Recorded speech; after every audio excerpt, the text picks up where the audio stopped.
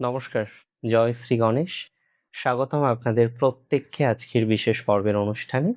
আজকের অনুষ্ঠান খুব গুরুত্বপূর্ণ অনুষ্ঠান।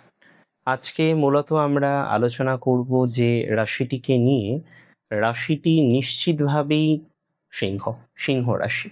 এবং সিংহ রাশির জাতক জাতিকাদের জীবন বর্তমানে কেমন চলছে, আগামীতে কতটা মডিফাই হওয়া সম্ভব, সমস্ত তথ্য দেব। সেপ্টেম্বর 2026-এ সিংহ প্র্যাকটিক্যালি কেমন থাকবেন, আজকে সেই বিষয়টা নিয়ে কিন্তু একটা সুন্দর আলোচনা আমরা করব। দেখুন, সবার প্রথমে বলি হেলথের কথা।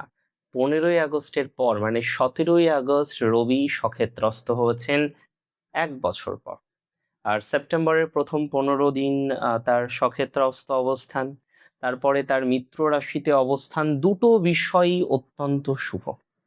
এবং মিত্র রাশিতে যাবে, সেখানে সে বছরের সেরা বুধাদিত্য যোগ তৈরি করবে। সো কোনো না কোনোভাবে এ মাসে আমি যদি আপনার হেলথের কথাটাকে জাস্ট একটু ভালোভাবে বুঝতে চাই বা বোঝাতে চাই, তাহলে আপনাকে অবশ্যই বলবো স্বাস্থ্য উন্নতি এ মাসে আছে। এ মাসে আপনার স্বাস্থ্যের ডেভেলপমেন্ট আছে। এ মাসে আপনার স্বাস্থ্যের ডেভেলপমেন্ট হবেই হবে। স্বাস্থ্য নিয়ে কোনো দুশ্চিন্তা প্লিজ করবেন না। আমি বিশ্বাস করি স্বাস্থ্য নিয়ে যা দুশ্চিন্তা করার ছিল অলরেডি করে ফেলেছেন, আর কোনো রকম দুশ্চিন্তা করার দরকার নেই। মাথায় রাখতে হবে, অনেক জাতক জাতিকা সিংহ রাশির আছেন যারা কনফিউজড অনিদ্রার কারণে। ঠিকঠাক ঘুম হতে চায় না, বিভিন্ন রকম টেনশন আপনার ইদানিংকালে বেশ মিত্রতা তৈরি করেছে আপনার সাথে, এবং অজানা ভীতি, কিছুই না বাট একটা অজানা ভয় আপনার মনের মধ্যে কিন্তু কাজ করে।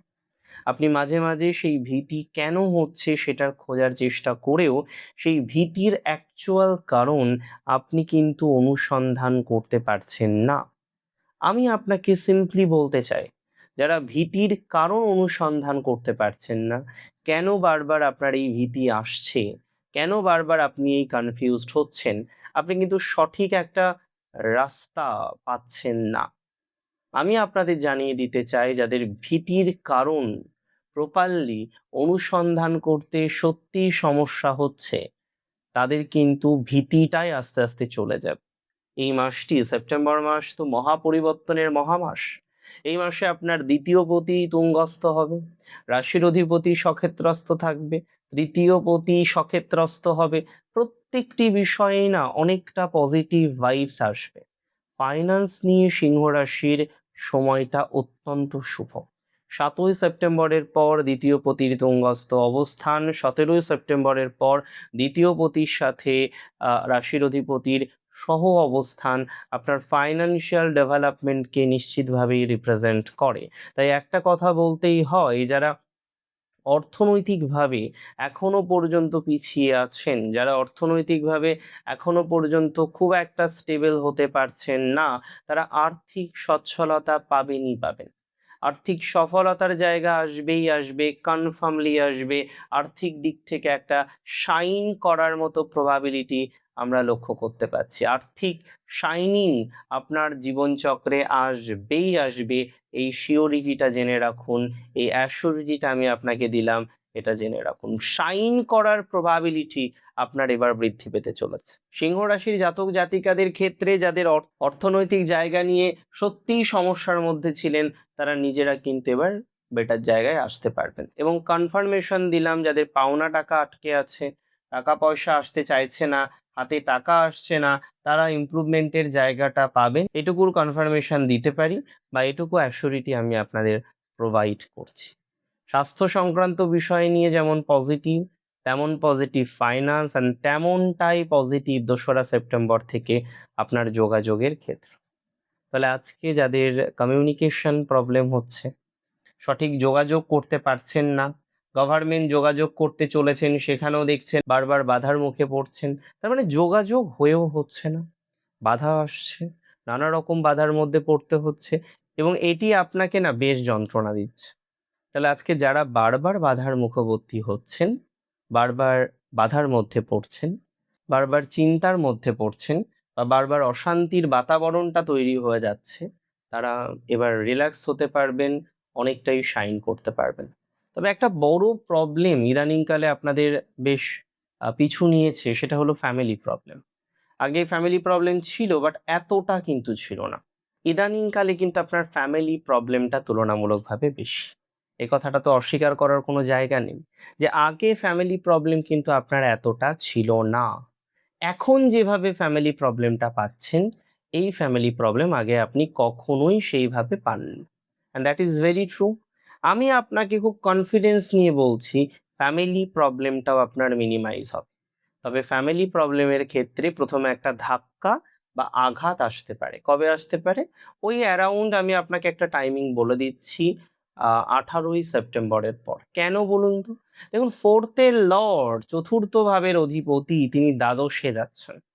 এতদিন ছিলেন একাদশে, এবার দ্বাদশে যাচ্ছে। যদিও দ্বাদশে গিয়ে সে নীচভঙ্গ রাজ্য তৈরি করবে, কিছুটা শাইনিং এর জায়গা আপনার অবশ্যই আসবে। তবে গতিটা কেমন হবে বলুন তো? খুব স্লোলি গতি বৃদ্ধির সম্ভাবনাটা আমরা এক্সপেক্ট করতে পারছি, আমরা লক্ষ্য করতে পারছি। খুব স্লোলি আমরা দেখতে পারবো গতি বাড়ছে বা প্রবলেমটা সমাধান হচ্ছে।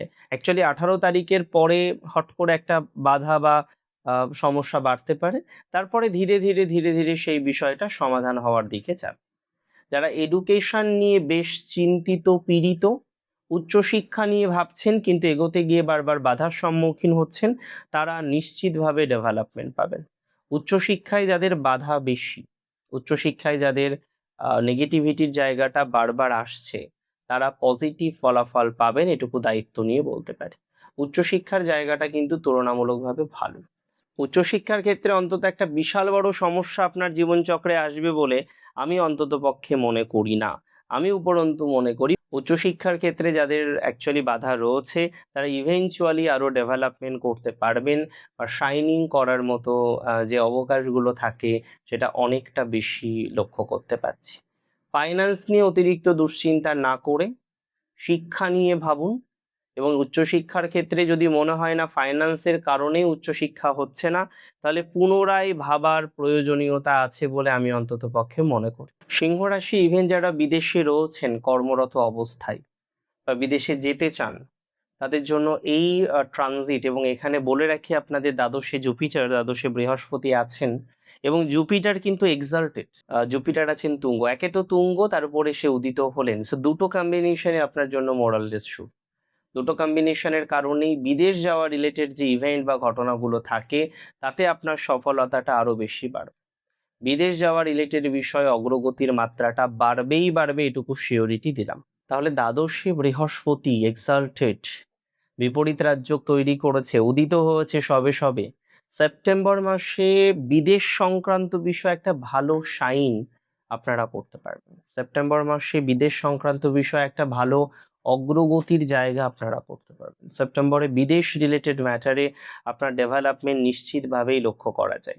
তবে সেপ্টেম্বর মাসে একটা বিষয় মাথায় রাখবেন, কোনো মধ্যস্থতাকারীকে, যাকে আপনি চেনেন না বা যার সাথে আপনার ততটা ভালো বন্ডিং নেই, এরকম কোনো ব্যক্তিকে হুটহাট করে হিউজ একটা ইনভেস্টমেন্ট করে দেবেন না। এরকম কোনো ব্যক্তিকে হুটহাট করে হিউজ একটা লগ্নি করে দেবেন না।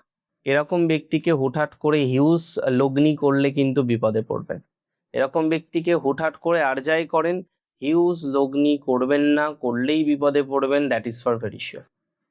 তবে হ্যাঁ, বিদেশ নিয়ে ভালো সংবাদ আসবে, বিদেশে যাওয়ার ক্ষেত্রে ভালো সংবাদ আসবে, বিদেশে যাওয়ার ক্ষেত্রে ভালো সুযোগ আসবে।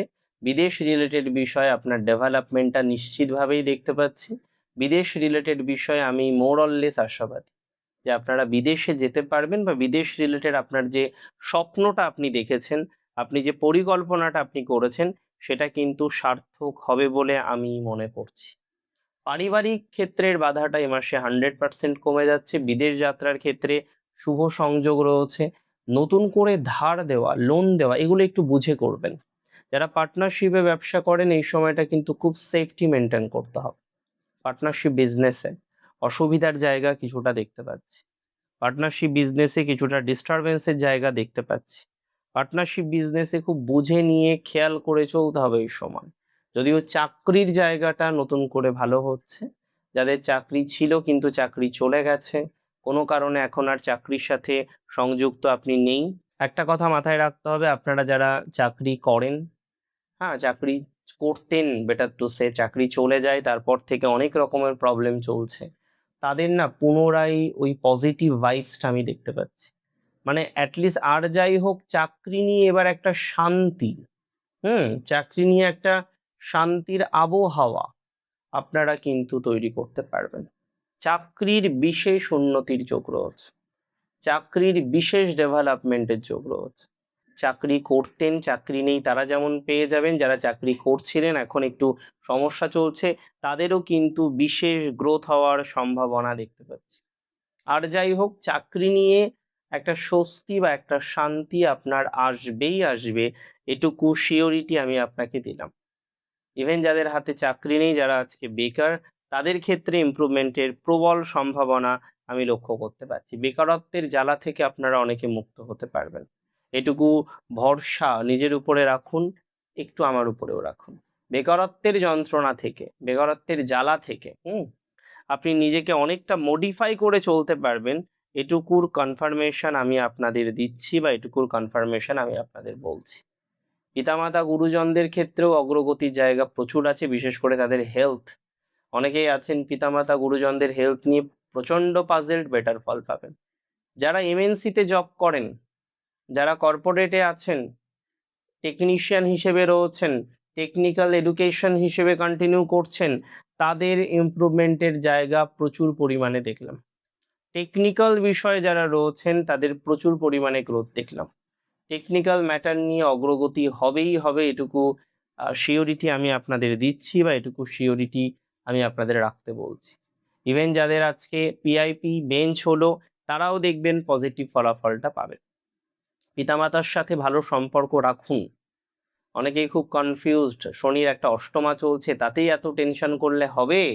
খারাপ কিচ্ছু হবে না, এটুকু ভরসা রাখুন নিজের উপরে। আর ব্যবসায় কি এত সমস্যা? যেরকম ভাবে চলছিল সেই জায়গাটা আবার চাইছেন তো? একটু সময় না দিলে কখনো হয়? একটু সময় দিন। ম্যারেজ লাইফ নিয়ে নতুন করে সিংহের কোনো সমস্যা নেই। নতুন কিছুর কানেকশন, নতুন কিছুর যোগাযোগ, নতুন কিছুর কম্বিনেশন, ম্যারেজ লাইফ রিলেটেড বিষয় তৈরি হতে পারে বলে অন্তত আমি মনে করছি। আজকের অনুষ্ঠান সম্পর্কে আপনার মতামত আমার কাছে অনেক বেশি গুরুত্বপূর্ণ, তাই আপনার মতামত আমাকে জানাতে একদমই ভুলবেন না। ভালো থাকবেন আপনারা প্রত্যেকে, সুস্থ থাকবেন, স্বাভাবিক থাকবেন। জয় শ্রী গণেশ।